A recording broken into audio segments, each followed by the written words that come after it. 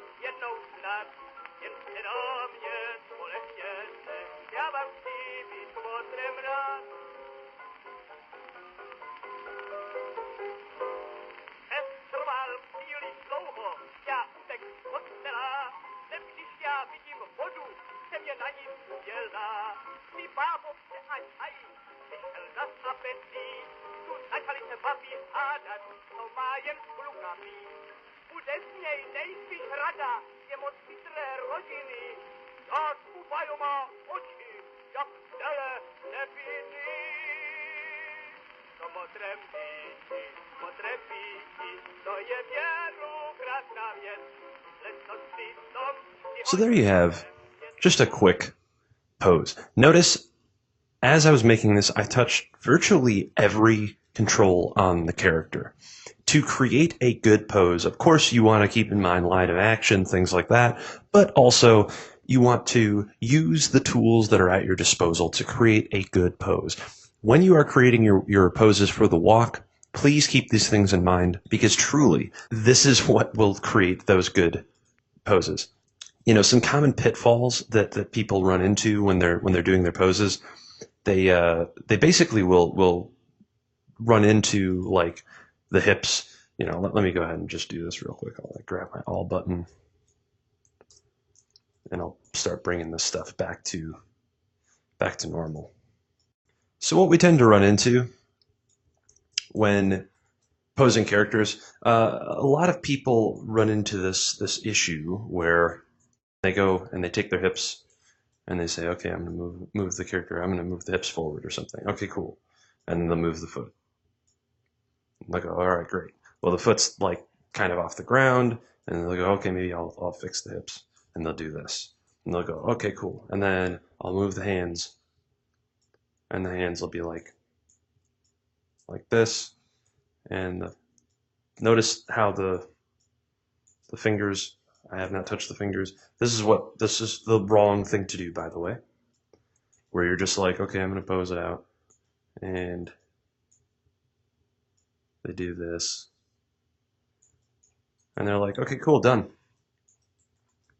That's a pose. That's not a pose. Please don't do this. You haven't touched the hips yet. You haven't done something like this where if one foot is forward, of course your hips would rotate. Think of, are they rotating this way? Are they rotating back? If they're rotating, let's say back, you want to keep in mind the counter rotation that may occur on the shoulders. You might want to keep in mind that your back might rotate a little bit. Your shoulders might not be at their default position. Maybe the shoulders will be high or low or something. that can change how your animation feels and looks. All of these things, when you start to put them all together, you really get more interesting poses. This sort of counter rotation stuff is called contrapposto.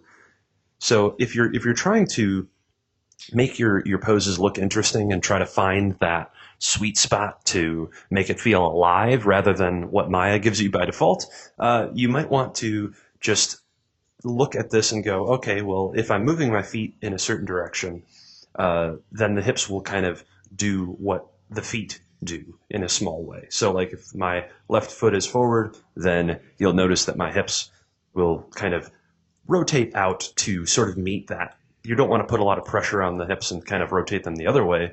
If you do something like this could actually tweak your hips a little bit because you're putting a lot of pressure on this hip right here with this foot forward and yet your hips rotated back.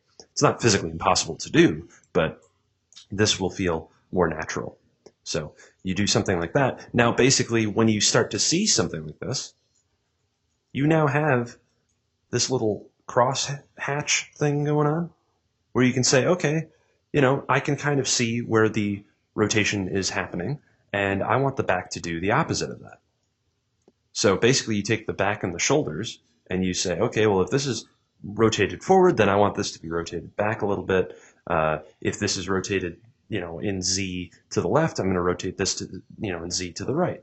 And you can start to see how even just like counter rotating in each of these things gets you a really much more textured pose rather than, the default, which is super rigid and boring and kind of just blocky. So like this does not feel alive. This looks like somebody, gave him a back brace and he's trying to work his way through that back to full health. You don't want to keep things super rigid. That is the opposite of the illusion of life. You want to make this character feel like they're alive. So bend the back, bend the shoulders, rotate the hips, all of this stuff.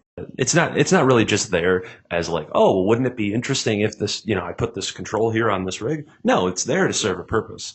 So please use it. It will make your poses much, much better. And if you have good poses, you're going to have a way easier time making your animation look good. If you start off and you're like, well, I'll go back to that later. Like some people don't pose the fingers and things. If you feel like, oh, I'll get back to that later, then you're basically building up from a foundation that's not fully set.